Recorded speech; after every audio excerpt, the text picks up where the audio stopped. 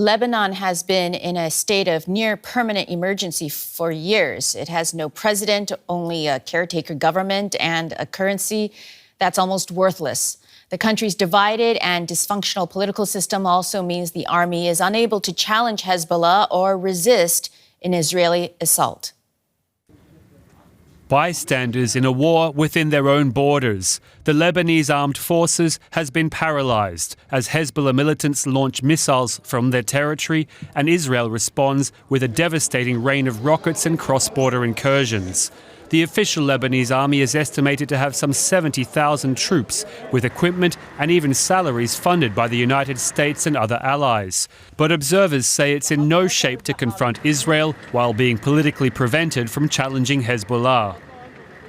If the Lebanese army wants to deploy its soldiers or do any military action, it has to be given a green light from the political elite.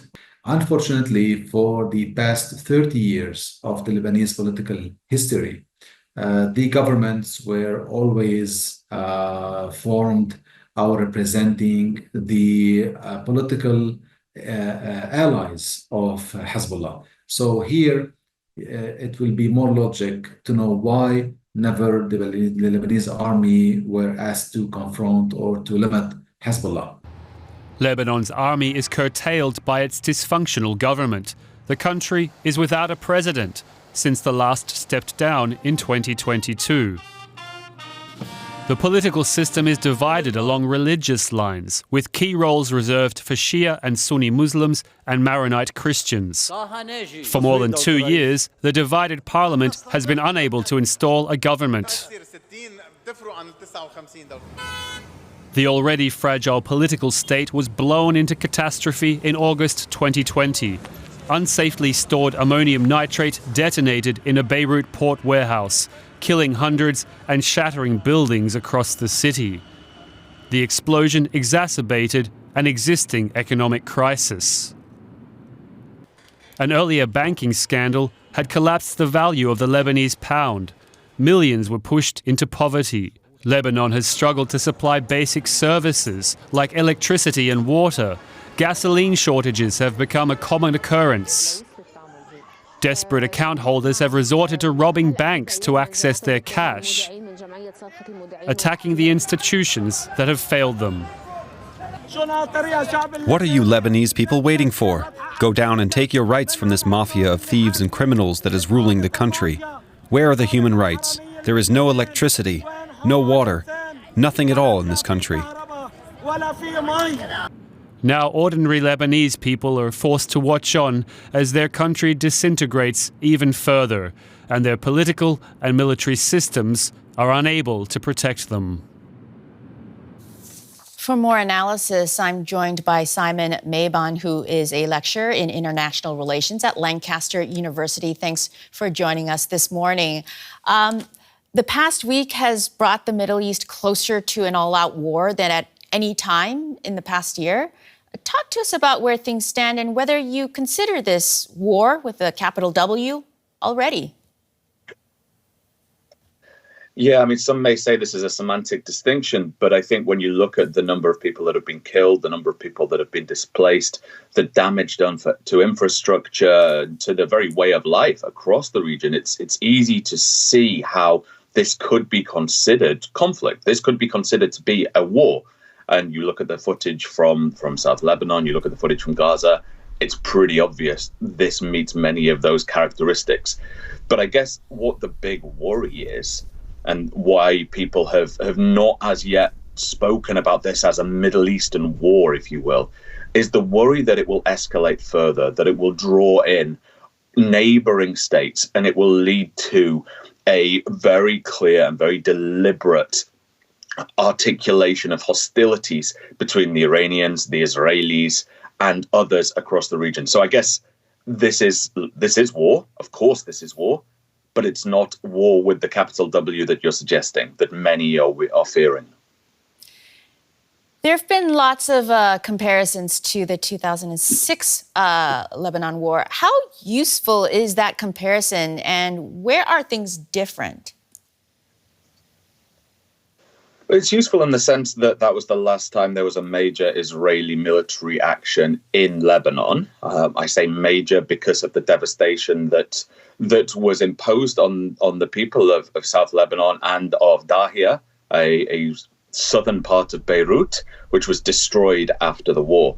So that it's useful in that respect, but it's also very different in terms of the broader context. At that point, Iran wasn't necessarily quite as involved in the broader regional tensions, particularly with Israel.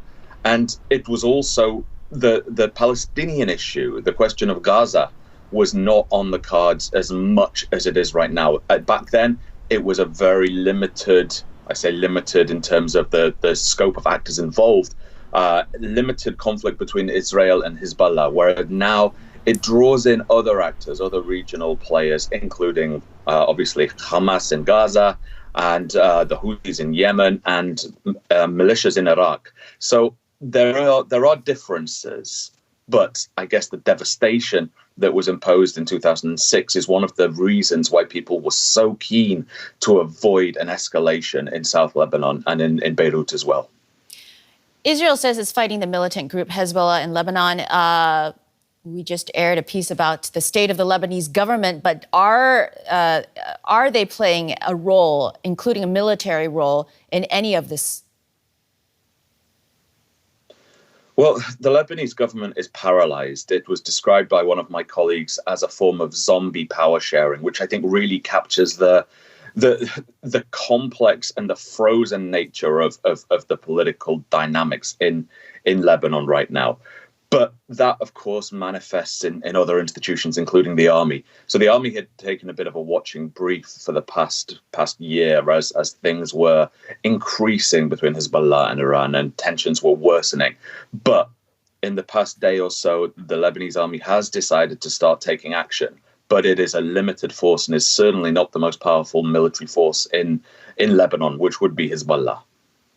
The fighting in Lebanon has shifted focus away from Gaza and the occupied West Bank. How will Israel's engagement in fighting Hezbollah in Lebanon impact the situation in the Palestinian territories?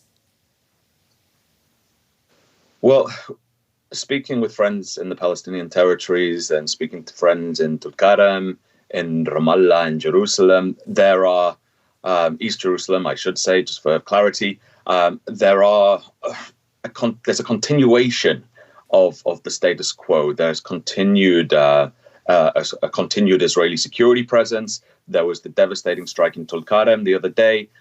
We know that the situation in Gaza is continuing, more airstrikes, more deaths. The question remains, I guess, is can you untangle what is happening in Lebanon from Gaza? Hezbollah and others say no. The Israelis are opening up two strategic fronts here.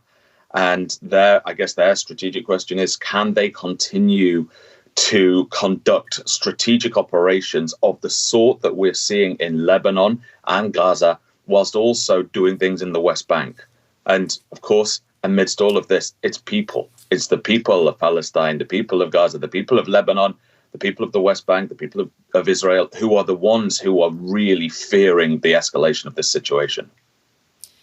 Professor Simon Mabon from Lancaster University, many thanks for your insights. Thank you.